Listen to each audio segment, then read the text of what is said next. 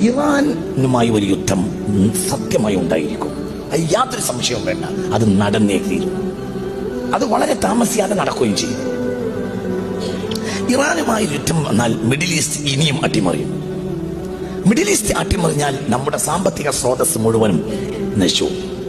അതുകൊണ്ട് എക്കണോമിക്കൽ സിസ്റ്റത്തെ കൃത്യമാക്കാൻ നമ്മൾ പഠിക്കണം. സൂക്ഷിച്ച് ചെലവഴിക്കാൻ പഠിച്ചവർക്ക് ദാരിദ്ര്യം വരികയില്ലെന്ന് മുഹമ്മദ് മുസ്തഫ. ഇത് നിങ്ങളൊന്നും കൂടി ശ്രദ്ധിക്കണം. ഞാനിത് വളരെ പണ്ടേ നിങ്ങളോട് പറയുന്നുണ്ട്. ഇനി ഒരു യുദ്ധം ഉണ്ടാവുകയാണെങ്കിൽ അത് ഇറാൻ. ഞാൻ 2000 മുതൽ പറയുന്ന വർത്താനാണ്. പഴയ കേസറ്റൊക്കെ കേട്ട എന്നൊക്കെ അറിയാം. അടുത്ത യുദ്ധം ഇറാനുമായാണ്. അത് ഭയാനകമായിരിക്കും.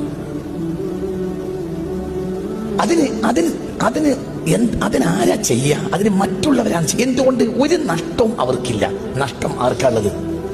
പറ, ആർക്കാ നഷ്ടം സംഭവിക്കുക? മുസ്ലിമീങ്ങൾക്ക്. ഇറാൻ ഇനി ഒരിക്കലും അമേരിക്കയെ തിരിച്ചടിക്കില്ല. ഇറാൻ തിരിച്ചടിക്കുകയാണെങ്കിൽ തിരിച്ചടിക്കുക എങ്ങനെയായിരിക്കും? ഒരു സാധാരണ നിലയിൽ ഒരു രാജ്യം തിരിച്ചടിക്കുകയും പോലെ ഇറാൻ തിരിച്ചടിക്കുകയാണെങ്കിൽ ഖത്തറിലോ സൗദിയിലോ ഉള്ള അമേരിക്കൻ ക്യാമ്പുകളെ ആക്രമിക്കുകയാണ് ചെയ്യുക. അപ്പൊ സ്വാഭാവികമായും എന്തുണ്ടാവും? ആ രാഷ്ട്രം ആ പക്ഷത്ത് ചേരും. ഇത് നടക്കൂലേ? നടക്കും. നടന്നേ തീരും. ഇറാനുമായി യുദ്ധം അനിവാര്യമാണ്. അത് നടന്നേ തീരും. അത്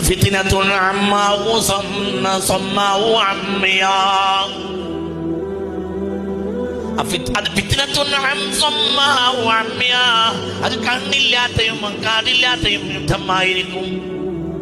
മനുഷ്യരാശി ഇന്നുവരെ കണ്ടതിൽ വെച്ച് വലിയ യുദ്ധം സംഭവിക്കും.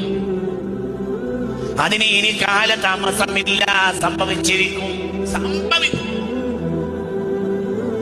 നമ്മളെ കാക്കട്ടെ. ഇത് നിങ്ങൾ ആരോട് ചോദിച്ചാ പറയുന്നത്? ഇത് മുത്തുനബി പറഞ്ഞതാ, മുത്ത് മുഹമ്മദ് മുസ്തഫ. ഞാൻ കുറെ കാലങ്ങളായി നിങ്ങൾ കുറെ കാര്യങ്ങൾ പറയാറുണ്ട്. അതങ്ങനെ തന്നെ നടക്കാറുണ്ട്. അത് കവടി നേരത്തെ പറയുന്ന വർത്താനല്ല. അതങ്ങനെ സംഭവിക്കും. അതിന്റെ രീതി അങ്ങനെയാണ്. അതിന്റെ രീതി കണ്ടാൽ അങ്ങനെയാണ്. അത് അങ്ങനെ വരൂ.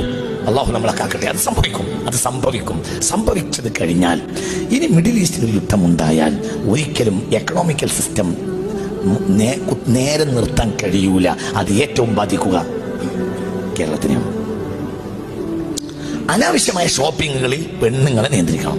ഇന്നത്തെ നമ്മളെ സാഹചര്യം ഇപ്പോഴും നമ്മളെ പെണ്ണുങ്ങൾക്ക് മനസ്സിലായിട്ടില്ല. ഇതിനേക്കാൾ വലിയൊരു വിപത്താണ് നീ പറയാൻ പോകുന്നത്. അതായത് ഒരു കല്യാണം ഉണ്ടായി എന്ന് സങ്കല്പിക്കാം. ഒരു കല്യാണം ഉണ്ടായാൽ ആ കല്യാണത്തിന് പുതുവസ്ത്രം തുറക്കാം. അത് അങ്ങനെ തന്നെയല്ലേ പറയും? അത് അടുത്ത ആഴ്ച പിന്നെ കുടുംബത്തിൽ വേറൊരു കല്യാണം ഉണ്ടായാൽ